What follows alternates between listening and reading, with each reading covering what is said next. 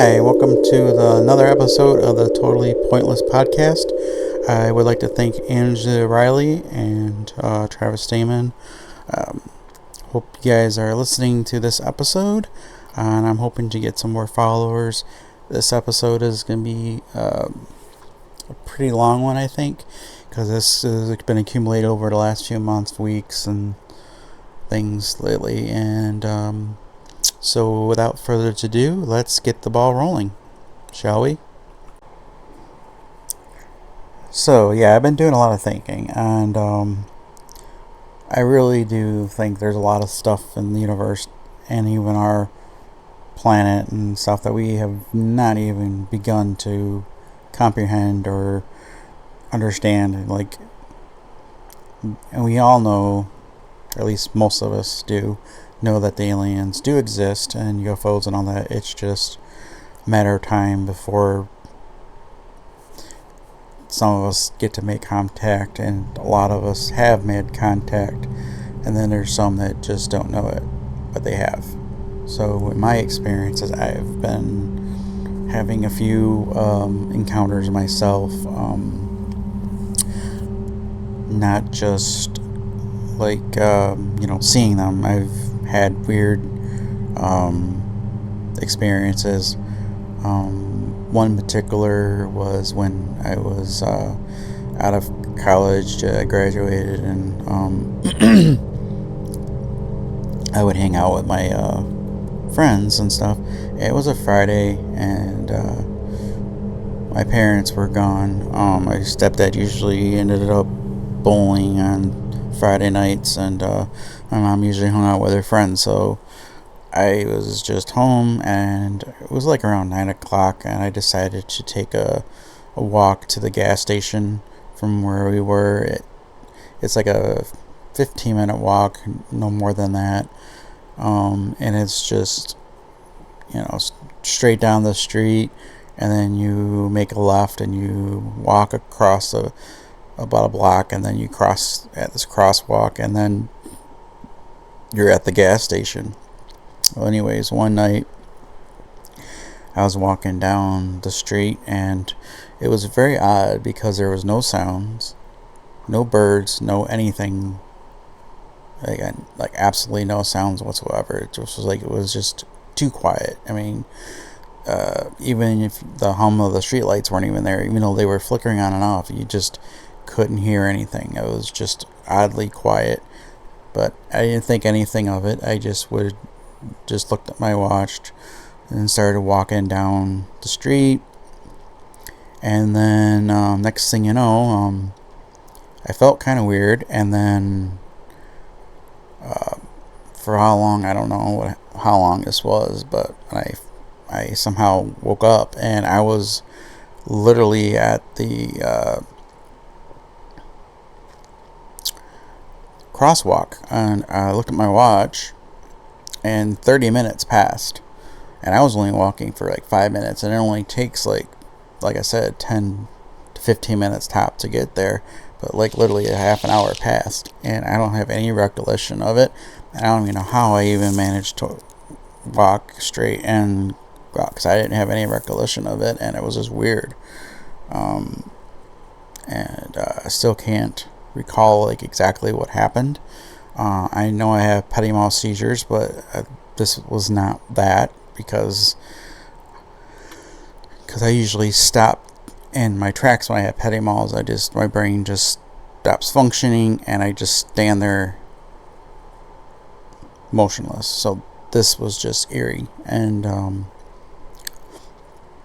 I've had other experiences, like I was talking about in the other one of my previous episodes about the giant lights in the sky. There were like rows and rows and rows, like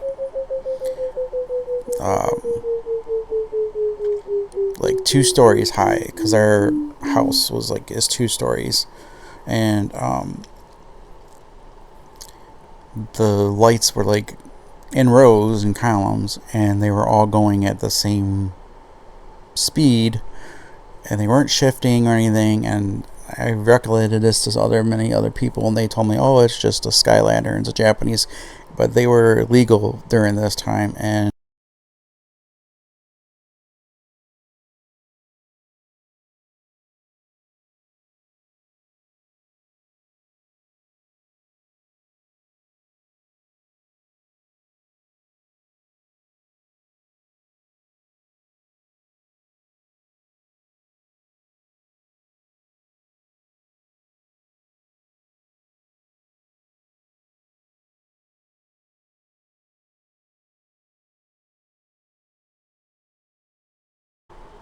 so yeah, they were illegal back then, and I know for sure that that's not what they were. Those Japanese lanterns, not a chance. So those were like the two really up close experiences I had um, with unexplained phenomenon or UFOs and stuff like that. But my thought always have been with the fact that the moon is not really the moon. Like, we've been to the moon, but I feel like just it's not really a moon. It's like an outpost. And my theory on this is because the moon rotates not like any other planet or object out in space. It seems the rotation and its circle around the Earth and everything just seems to time it just right that you only see the man on the moon side. You never see the other side of the moon. No matter what, it's every night you see the same part of the moon. It just rotates for some reason in such a way that you only see the one side every night. It doesn't matter where you're at. It's just totally strange. It's like, and then it's also constantly getting further and further from us, and like it's got its own propulsion. I mean, if it was part of our gravitational pull, it would stay pretty much in our area, but it's not. It's kind of moving out. I don't know how to really explain it, but it just seems like it's like an outpost. And obviously, if there are aliens there, they're not going to make themselves known because they know that we're the kind of people that would dissect them if we found them, or we'd run tests on them like we do with everything else. And it's great, and they just don't trust us. I mean, it's just like if they see us, they know. Like, there's very few people they'll actually trust, but common sense, they have, they know that we're going to probably dissect them, run tests on them, or whatever, and it's not going to be cool. And it's, so that's why if they're there, they're going to be hiding in the moon, because the moon, I believe, is hollow, and it's a base basically. And they come from behind the moon so that we can't see them. Now that the UAPs and UFOs and stuff that we do see, it's it's not, we can't really capture the images that well because our technology isn't good enough to pick up all the imageries and stuff like that. That's why you'll have the videos, you'll see people that'll have blurry images, or they'll think they're recording something but it'll be completely distorted. You'll have nothing but static, and it's because they're basically putting out stuff so we can't record them. The ones that do get recorded is just because it's just we're too far away from them to actually capture it. But the close encounter stuff, we have the technology they have is just far greater than ours.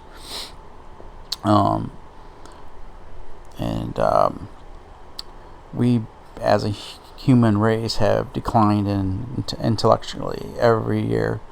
We may be getting smarter with stuff like technology and stuff like that, but we've forgotten the roots.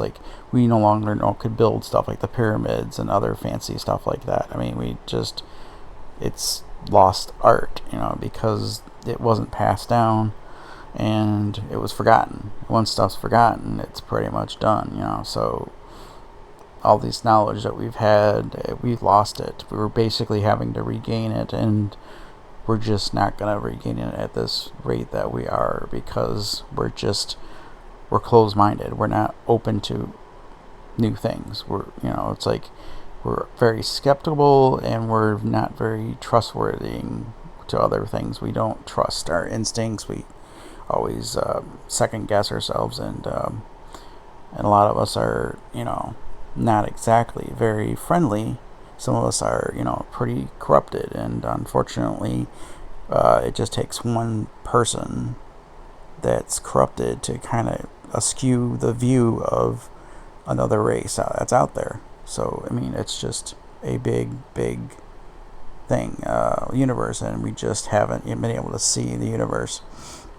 If people that have read the Bible, they say the heaven and earth, the God created earth and the heavens. So technically, the way I see it is, the moon is basically as far as we can go. We've been trying to, we just don't have the technology to get past the moon right now. We could probably, float in space in some area, but we can't go that far. Because basically, we have boundaries, and basically the heavens are the planets and stuff that are out there. So, some of the aliens we see are probably angels and stuff like that. Most people are not religious, so I basically say aliens and angels are probably one and the same. But it's hard to say, because every time we figure something out, we discover something new. So this world, universe is vast, ever changing. As soon as we figure something out, they throw a curveball at us. It's just the way it naturally goes with things like that. The other thing that I've been thinking about is, like I said, that is how we say, how we experience deja vu. Deja vu is basically when you reach a point in your life where you've met a crossroad in your life. You're basically, you can say it's kind of like the multiverse, almost, like that choice that you come up to splits off, and whatever choice that you made, if it's good, you'll keep moving on. If it's like an event that you did that was a mistake, you'll basically, it'll split into the other direction. So the more stuff that you do that is right, the closer you are to basically getting to heaven. Because the way I see it, heaven is something you have to earn it to get to it. So you're basically, it's almost like Earth is kind of like our purgatory, or the universe is our purgatory up to far as we can go. And the moment we actually think of things and start doing more good, because no one's perfect. There's no way we could be perfect, but we strive our best to be the best we can be. At least most of us do. There are some that are just far gone, and we just can't help them, and they're just going to be doomed to constantly having to have these deja vu moments, have flashbacks and all this stuff, and it's not going to get any better until we ourselves as human beings adapt and become a better species, better person, better at everything, but we're gradually getting there. It's going to take some time, and a lot of people just aren't open-minded to a lot of stuff, and that's a shame. And so yeah, that's kind of like some of the stuff that's been going on in my head, and the other stuff that I've experienced is the thought of that in science, how all those years ago we've always said there was no sound in space. But I mean, if we didn't have sound in space, why are we sending these records out into space and playing this music or messages for searching for other life forms out there? If the sound ain't gonna travel, what is the freaking point, right? So obviously somebody's been lying to us about there's no sound in space, because I obviously think there's sound in space, and it may not be loud, because our our instruments might not be allowed to hear it. Might be really low volume that our ears can't hear it, but somebody can. If we had the more powerful instruments, we probably could hear the sound in space, if without the use of walkie-talkies or anything like that. And the other thing is, there's like they're saying it's a vacuum in space, no oxygen. But the thing is, you need oxygen for a lot of stuff. I mean, there may not be a exponentially large amount of oxygen in space, but you can't have fire, you can't have heat, or a lot of other things in space. Every element needs a little bit of oxygen in it. Everything has a little bit of oxygen in it. Like, you can't, things, get rusted through oxidation. And the sun is a massive gas, and gases can't flow without oxygen. There's just no way. I mean, you have to have some kind of form of oxygen, and at least in my theory of mind, I don't know if it's scientifically proven that you don't need oxygen for gases and things, but I strongly think that you do need oxygen in some form, in some amount or other. But yeah, we've been all this stuff, like experimenting with all these weird things and stuff, and then the more recent one discovery that we've come across was the Booga spear, and it's one of two things. It's either an ancient artifact that we just don't know anything about, or it is a UAP, or part of a alien race's message to us. Because the only problem is, like, the last thing we want to do is probably dissect it. I mean, of course, scientists are going to probably want to take it apart, just like they always seem to do, but taking it apart might not be the best route. I strongly think that we should focus on playing different types of tones and frequencies and see if it resonates with it, because, or magnetic forces or something, but not dismantle it, because if we dismantle it, we're going to lose the integrity of the Booga spear and lose the ability to discover what it really is. Because once we dismantle it, we open it up and we find out we don't have no idea how to put it back together, or what the heck all these parts are. Because we've done discoveries in the deep sea. We found ancient gears and stuff that date back farther than we could even imagine, and it's just insane amount of this stuff. I mean, this is like technology that has been forgotten or lost, and it's just it's going to take some time, like I said, to get there. We're going to have to stop focusing on increasing technology like the computers and AI, and kind of go back and to the simpler things, like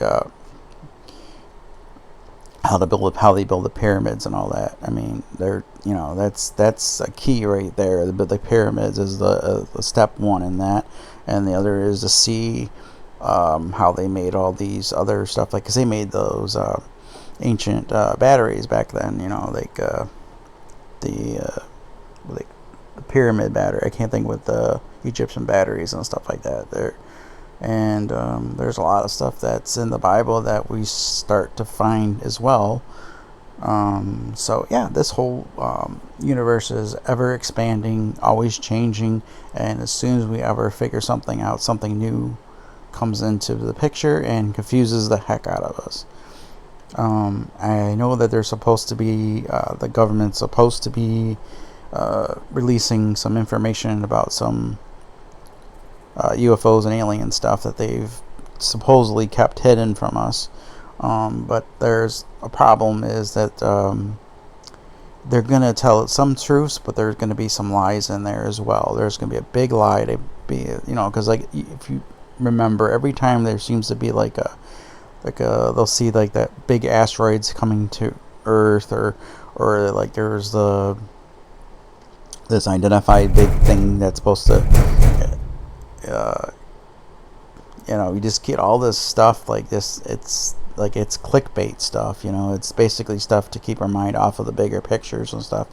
So we need to kind of take the information that we are given in little bit of chunks and half truths and stuff and try to piece together ourselves. We have to pretty much trust ourselves to decipher the BS from the truth that the government is obviously keeping from us, and they're going to not give us everything because, like I said, whether they figure if we get more information than they want to give us, we're going to basically know too much, and we're gonna not they're not gonna be able to control us as much. It's all control issues, and we have to be able to think for ourselves and know when to trust and when not to trust. And just like anybody else, everybody is capable of lying. It's just a matter of how much lying that they are capable of doing and how much they're willing to do to keep information from all of us. So basically we need to work together and start trying to be a more peaceful race and human beings so that we can work together and actually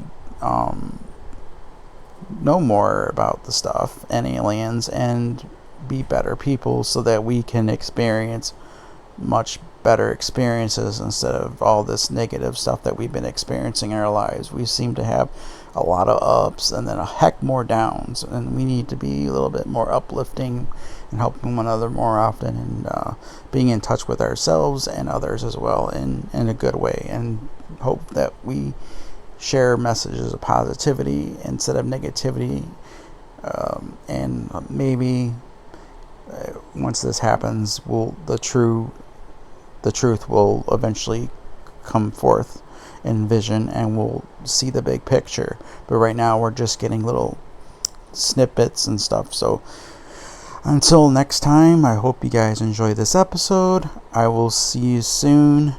If you have any questions or comments or would like a topic to discuss or something to discuss further, please let me know in the comments down below. And if anyone's interested in being I don't know, I don't typically have a guest or anything we have planned or anything, but maybe we could work on doing some audio chat or something, and not video chat, just audio chat. And since this is a podcast, and I'd like to hear you guys' thoughts as well. I mean, there's no right or wrong answer because we're all learning. We're all in this together. So once again, thanks for watching. This has been another totally pointless podcast. See you next time.